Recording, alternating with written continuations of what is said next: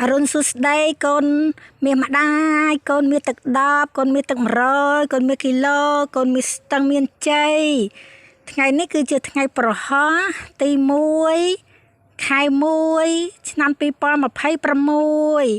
កូនកំពុងតែរងចាំម៉ែចែកជូននៅតម្រុយលេខខ្ពស់ភាគរយខ្ពស់លេខល្អដែលម៉ែយកក្បួនជើងគឺជាក្បួន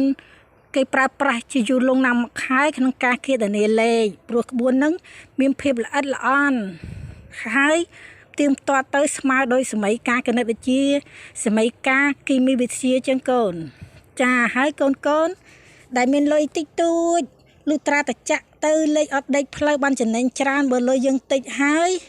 លេខអត់ចេញមកចំថ្ងៃខាតទៅកូនដល់លេខល្អត្រូវចេញមកត្រូវចាក់អត់មានលុយចាក់អញ្ចឹងណាអញ្ចឹងម៉ែក៏ព្រឹត្តព្រៀង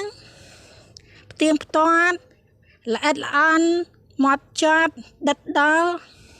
ដើម្បីឲ្យប្រកាសថាលេខហ្នឹងចេញមកចំថ្ងៃឲ្យកូនចាក់ទៅចំណេញចាហើយកូនដែលចង់ចូលជាសមាជិកនោះគឺ7ថ្ងៃ50000